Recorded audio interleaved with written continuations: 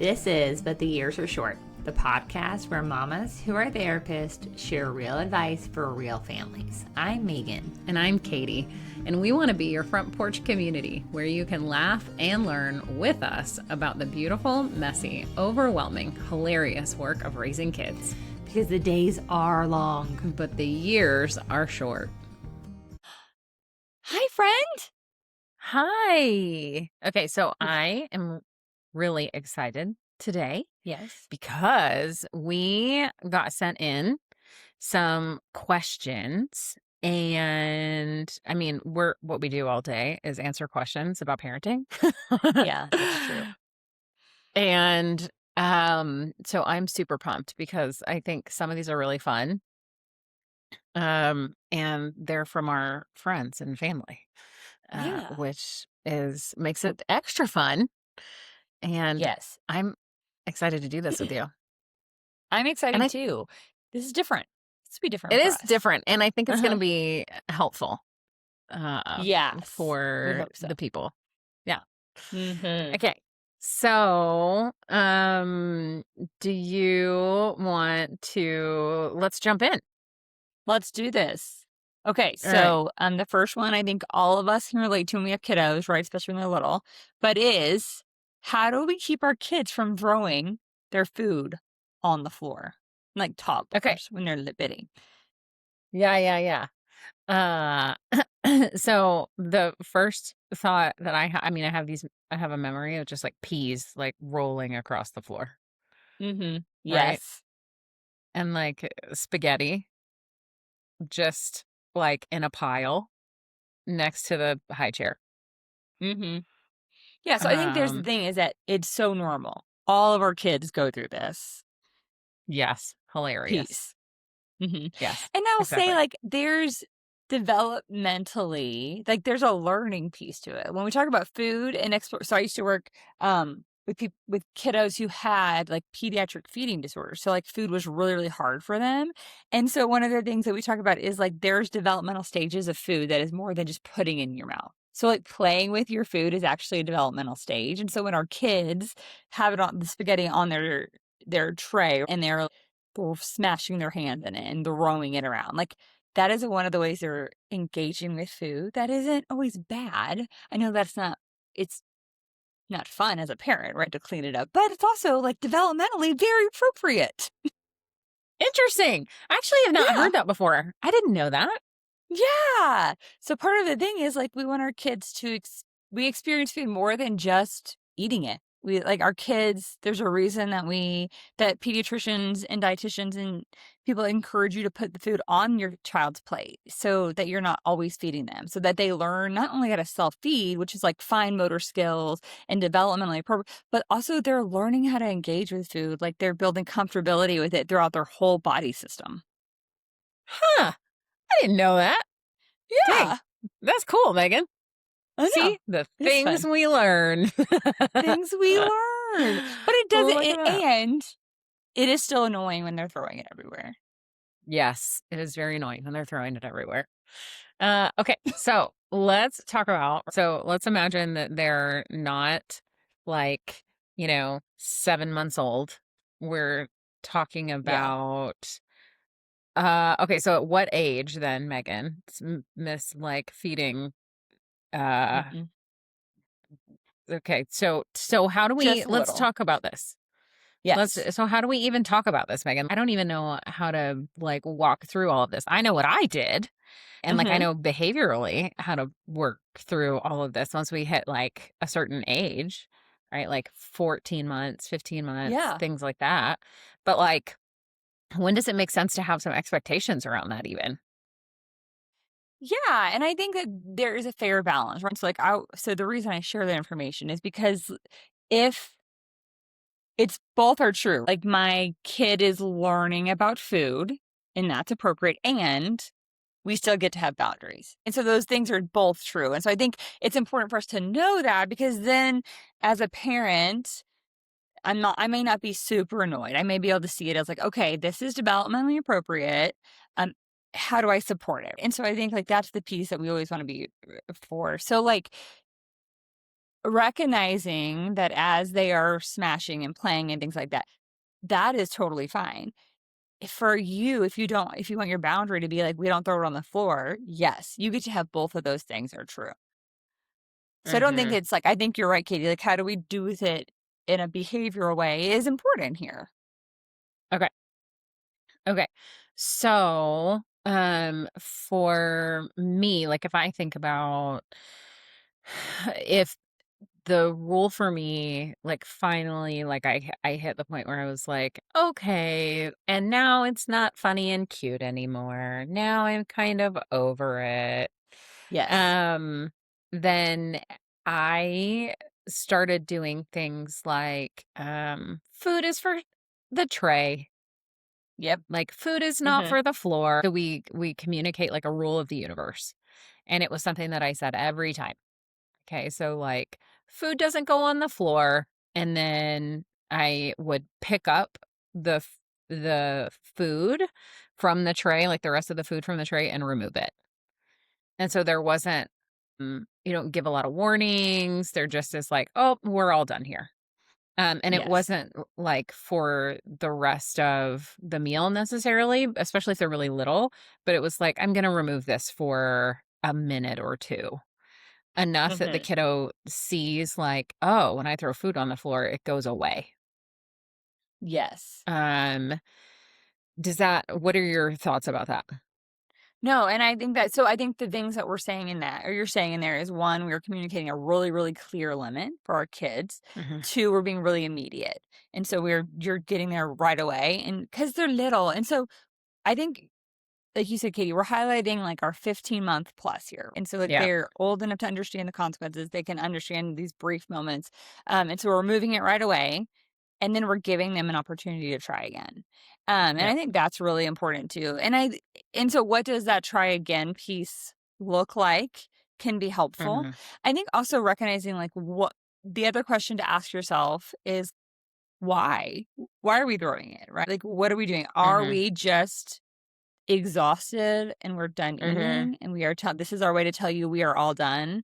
Are we throwing it mhm, because it's funny because we know that someone mhm, laughs? Brother laughs every time. I have my youngest, he threw food everywhere. Brother laughed every time. He thought it was the funniest thing in the world. And so kiddo threw everything. And so then it's how do we teach brother like you don't get to laugh at this. But so I think recognizing what is the why is important too mhm. because that's going to shape our consequences. Right, right, right, right. Yeah, a thing that is really nice as they get a little bit older is to teach them all done. And if they're not Yes. speaking yet, that's totally fine. Like, this gets into like teaching a sign for all done. Hmm. So, lots of people do the like two hands with All done. yeah, all done. And so you, if you're not watching, you can Okay. imagine like we're just kind of shaking our hands, like all done. And so my kids knew that, my niece knows that. Most of the kids that, were growing up at the same time, my little kiddo like, when my kids were little, everybody did, and all done. Um, and so that's just the sign for parents that, like, "Okay, it's time to remove the tray," right? Hmm. And so you just unclip it from the high chair or whatever. And a lot of the time, kids start throwing their food when they're done eating, a lot Yeah. of the time. So that's a pretty good indicator that we're like, they're not hungry anymore. And so if you just start Hmm. teaching them, like if you pay attention, they start like jacking with the food instead of eating it, then you can say, "Are we all done now?" And then like you do the sign first, and you can even do kind of like a hand over hand situation with them. You say, "All Which means done," you and do then their hands. yeah, thank you. Good Hmm. point. Yeah. Which means like put your hands on theirs and gently show them like, all done, you're all done? Okay. And take the food and take them out of the high chair. And so then it Hmm. teaches them when they do that with their hands, this is what happens next. Um, which can be super helpful because it teaches them how to communicate it instead of throwing the food. Yes. So and I think I just add that on to say that, like, if that is Megan's talking about, like, what is the purpose of the behavior? Like, are they doing it to make somebody laugh? Are they doing it to communicate something? Are they just doing it because it's a fun sensory, like, to watch it hit the floor? I mean, that's Hmm. really like, that's an interesting thing that happens when the spaghetti hits the To floor, feed and the then it dog. sort of Yeah, because the dog My comes running. niece. Yeah. She dropped Mhm. all her food. She loved her dog. She knew the dog would come if she dropped the food. Yeah, right. So put the Yeah. dog away, you know? Yep. Yeah, like put the dog outside for mealtime. Mhm. So yeah, I mean, it takes like problem solving and all that stuff. But Yeah. Yes. Oh, the food. It gets everywhere. that's pretty fun. It does get everywhere. He's funny. So when I was growing up, the high chair um, that my brother sat in was in the corner, and right by the vertical blinds that were up and down, and there Mhm. was a pull that it was like a string that um moved the blinds, Mhm. and Yeah. my brother would have like food all over his hands, and then he would grab the string and just run his hands down the string Oh, so gross. and just like coat it with food. And it took a while before anybody realized what was happening, and then that string just became like as hard as a rock. So I you could just believe like it. hold it out like a stick. It was so gross. Oh my gosh, it So took forever to get that funny. thing clean. Yeah, it was Yeah, crazy. I believe it. That's funny. Yeah, it's super good. Okay, Okay. so if we stay on the kind of toddler realm. Oh, yeah.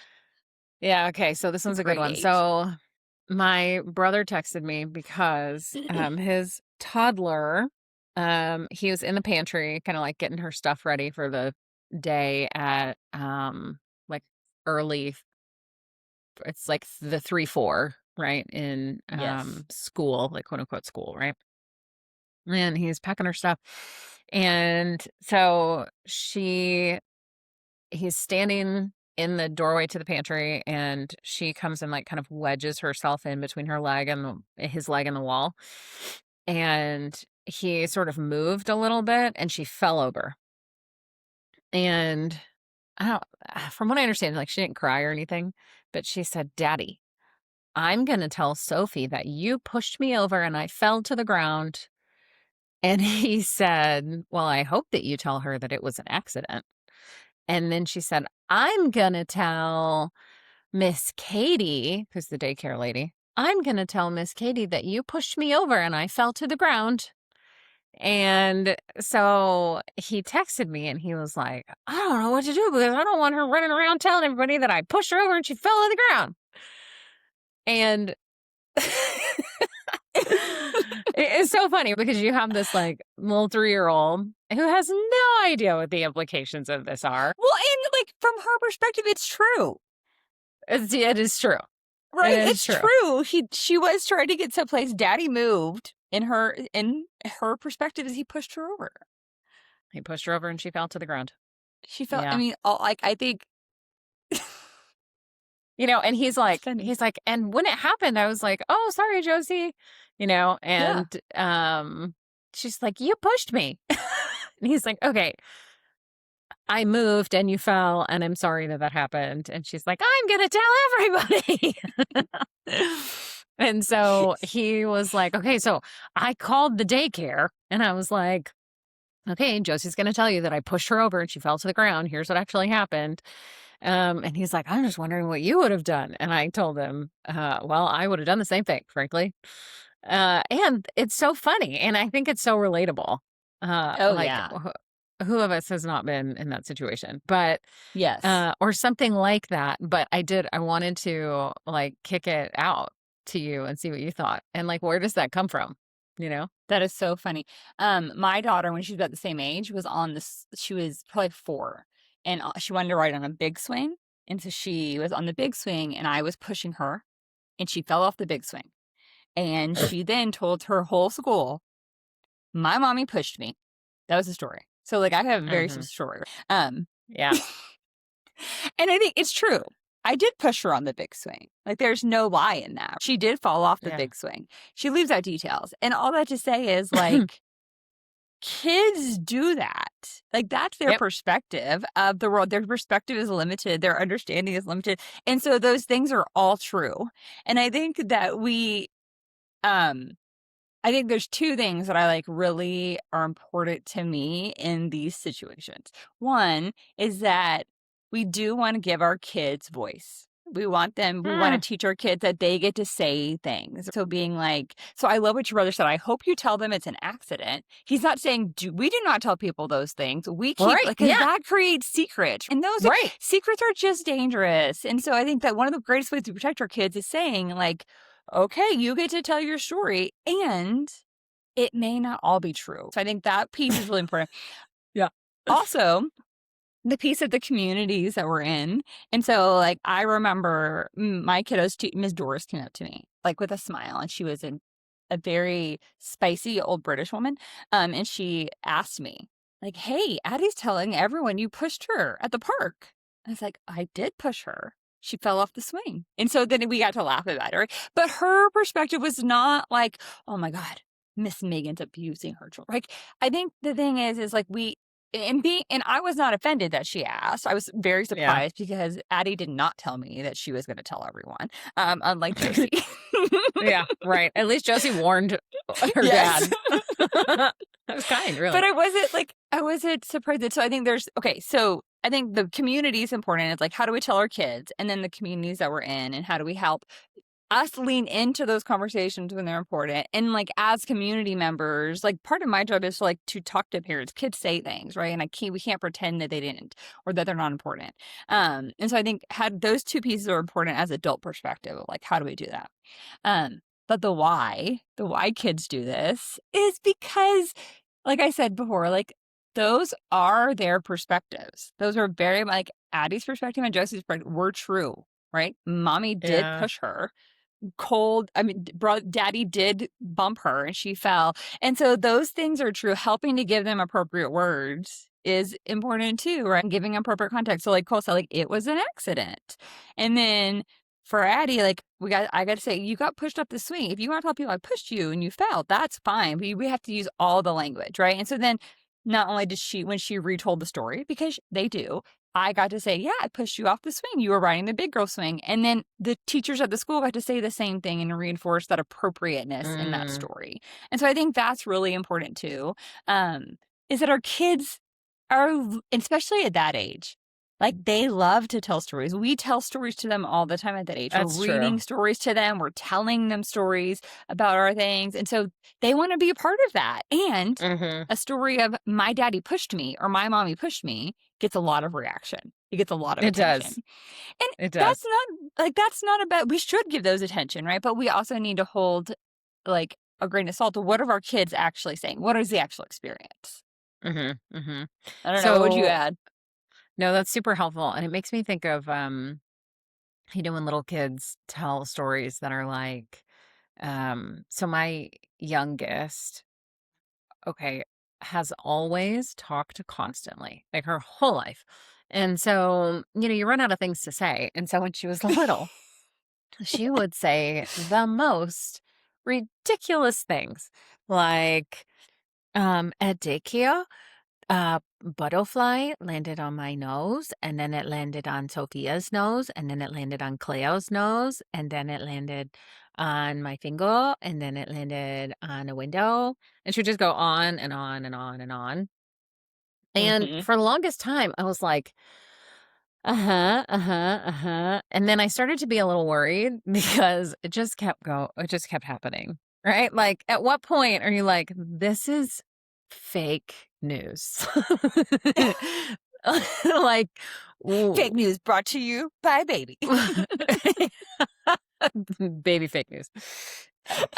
Like, you shouldn't represent things to be true that are not, right? Like, at what Yeah. point should you have that conversation? And so I started that down that road with her by saying, um, is this a true story, or is this one of those fun made up stories? Hmm.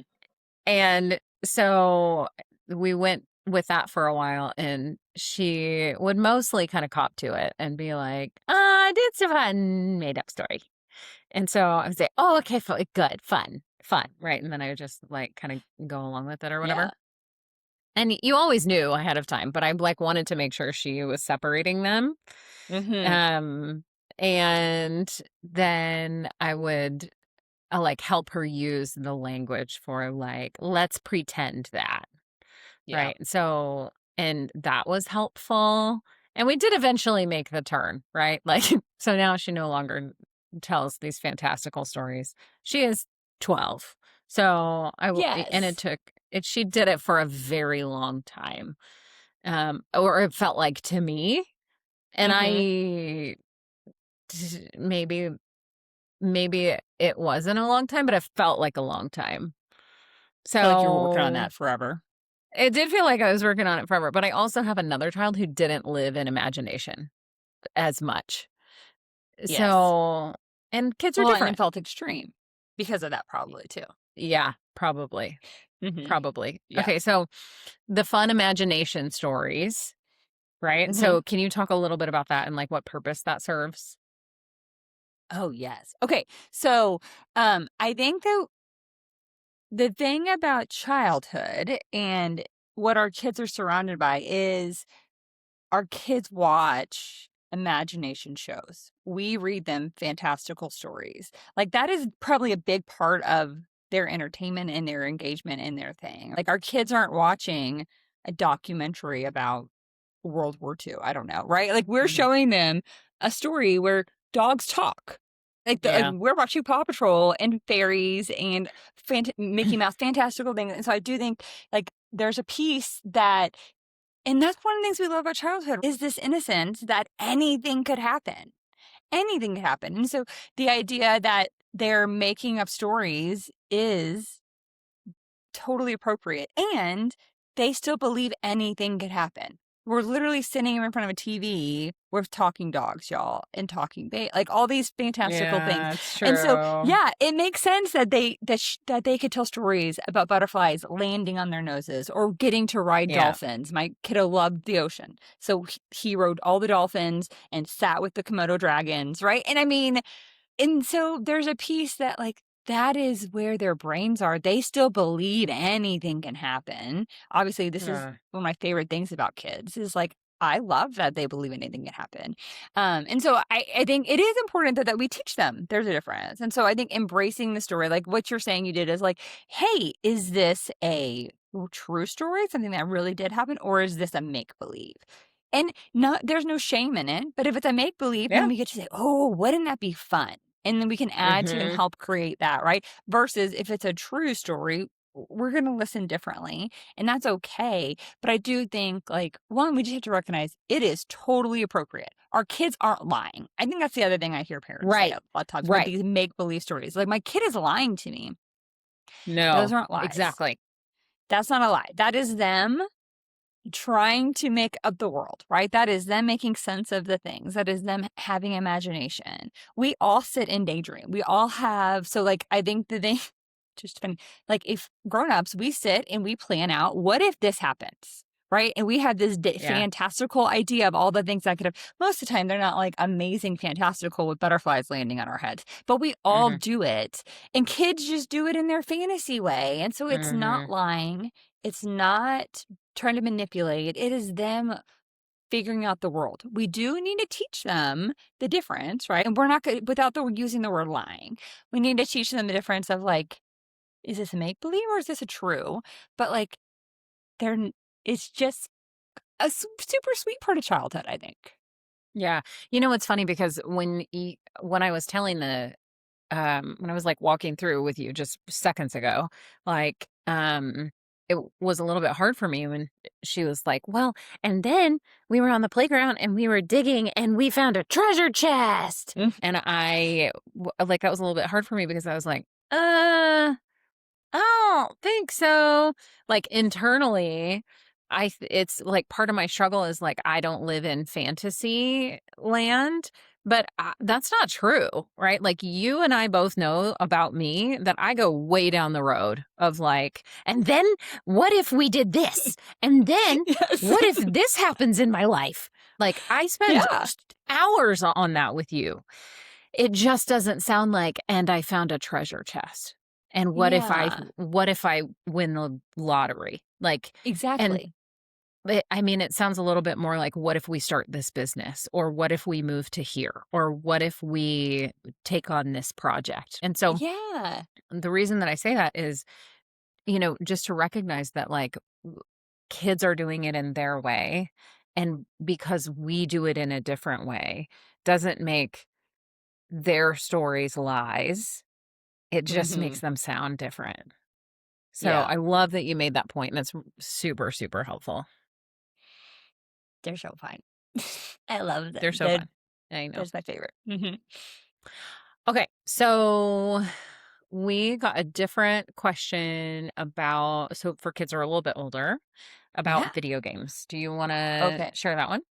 Yes. Okay. So the question is, are video games harming my kiddo? Okay. So this is nuanced, right? Very. And I think the research Yeah. says that too. Okay. Mhm. Um, I mean, I feel like if you ask, like, it's nuanced and it's polarizing. Yes. It's I think that's a super great point, polarizing. Katie. Mhm. And I think that parents have big, big, big feelings about video games. And I agree. I think sort of rightfully so. And I think it is scary. I think that it's one of those things that's like if you don't have knowledge and you don't feel equipped, then it feels like, "Ah!" It feels Um, really big. I would agree. Yeah, 100%. mhm, yeah. Okay, so talk to me about, what the research is saying. Okay, so the research is very nuanced. And so I think a bunch of it really talks about addressing the why, right? Like what is the need we're meeting? What are the things that we're doing? In the context of we have set up safety and perimeters around it first, right? So like let's talk about that. So when we talk about like even the research, like they're very much saying very clearly like follow the age recommendations of the video games themselves, right? They're saying very clearly of if your kid is, and I believe it's like 12, 13, um, if they're under that, they should not be in open air games where they could be talking to anybody, right? And so I Right. just think like let's talk about like just the really sound things that we need to protect our kids. So those are the two big ones. But if we're talking about it in general, there are some positive things that we're seeing from video games. And so Yep. some of the positives is like social connection. Our kids that are social. I know that it is a big piece of community for one of my kiddos that they play with their friends a lot. Talking about like even cognitive abilities of response time and being able to use some of these skills that some of these video games require is helpful and been they're showing positive things for it. And so I think recognizing there are some positives. What also the research says is like what are we missing out in that, right? Is like, are our kids doing all is our video games impacting sleep, which we know can do just in general if we don't have perimeters around it, but also for our kids who are like I can speak from my family. I have a kiddo who has ADHD and he cannot play video games 2 hours before bed. I mean, he only gets to play on the weekends really, but like he can't play 2 hours before bedtime because he is not going to go to sleep. Like it is just very stimulating for his brain. So is it impacting sleep? Is it impacting social engagement of going outside? Is it impacting physical pieces? When those things are starting to happen, those are going to be the negatives that we're really seeing. Yeah. Yeah, love it. Yeah. Mhm. I don't have a ton to add to that. I Well, and think I think that oh, go ahead. uh I think the only thing that I would add is the amount of time. Yes. So if we go unchecked in amount of time, that tends to be a problem in general, just in terms of like dopamine, um, and like dopamine flooding. And Yeah. then the other component is like if it's so you said impacting sleep because of like time of the day. I would say we need to be thoughtful about how late at night kids are allowed to play video games based on age. Like if you have an Yeah. 18-year or a 17-year-old who's managing their own like sleep hours, fine. But if you have a 13-year-old who is playing video games until 2 o'clock in the morning and you don't know it, a s- that's gonna likely cause some problems in terms Mhm. of like sleep patterns and grades and ability to be social at school and all And those mood things. at home. Yeah. Yeah, yeah, yeah. Yeah. Yeah, Yeah. exactly. And I think, like, video games to me is a toy. And so I think, like, Mhm. I it's a toy, it's a tool, it's something to entertain them, and I don't know, like, when my kids were little, um, I have a kid who could play Legos all day long when he was little, and Mhm. I still made him go outside. I still said, "Okay, we're done, go play outside." And I think that's the same thing, is, like, how do we look at it as this is a tool? What is my kid getting from this? And how do I make sure they're getting all the other things they wanna do? And so I think it is really important to be aware of what are your limits around it as a parent. How do you hold those limits? And that's hard. Like, I have a kid who loves video games, and, like, he at one point was sneaking them, and we had to turn, and I didn't know because I go Well, to of course. sleep.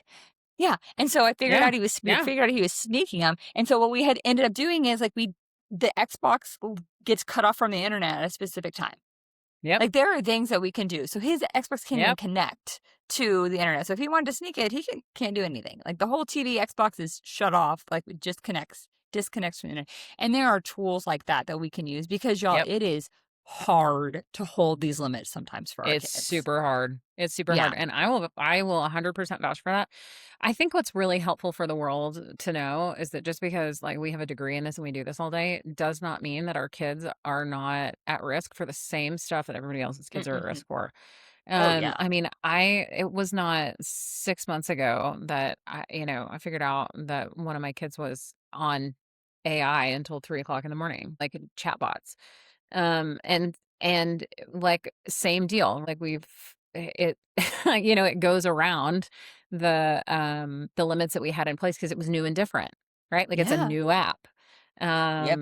that somehow got approved, flew under the radar, right? And so then it is like you figure it out because they're extra tired one day, and then you go back and look at the history of what's going on the iPad that was supposed to be plugged in the bank out in the main Yeah. space.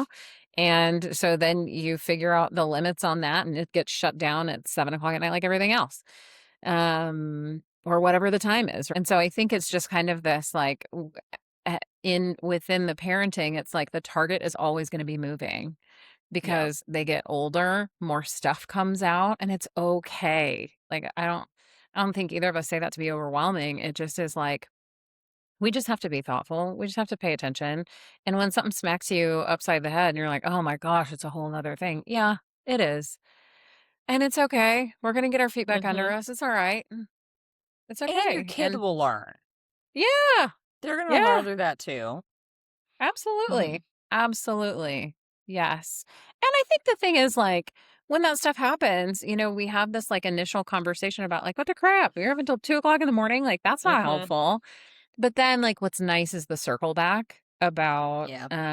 like, I had a killer conversation in the car recently with my kiddos about, um, well, like all kinds of stuff. But my oldest was like, that time that I was talking with AI so much was really like, looking back, it was really overwhelming, and Yeah. I'm really glad that I'm not able to do that so much anymore. And I like, 6 months ago, if you had told me that my kid was gonna say that to me, I would have laughed in your face because she was so Yes. pissed. Yes. But, like, Yes. she really felt underwater with it, and, our kids, like, need the limits, they need the boundaries. You're not gonna ask Mhm. for them because they don't feel No. good in the moment, but, um, they are so helpful long term. Yes. So, are the things inherently harmful? Absolutely not. Absolutely not. Not with, thoughtful management. Yeah. Yeah. And, the APA has, like, recommendations of, like, how old your kid should be and what screen time should look like, and I think those are great, and a good tool, and so we'll put that in the show notes too. Yeah. So, Mhm. APA meaning American pe Physicians pediatric? Pediatric Association, thank There you. we Yes, it go. is. And I was Okay. like, "It's the Okay. doctors." I couldn't remember the word. Awesome. Okay, and I think that rounds us out for today. We did So, it. yeah. Okay, it's been super rainy lately, so I hope you Yes. guys keep your okay, listen, my feet were so wet yesterday because I run through deep, deep puddles. Ugh. So I know. So I hope that you keep an umbrella in your car and your socks dry and get your car washed. Okay. There we go. Smooches, Bye, guys. everybody. Our music is by Stephen Bettall. If you're loving these conversations, we'd be so grateful if you followed the podcast, left a review, or shared this episode with a friend. That's how we grow this little front porch community. And remember, the days are long, but the years are short. While we often talk about mental health, this should not be used as a substitute for mental health treatment. If you or your child are struggling, please reach out to a local provider.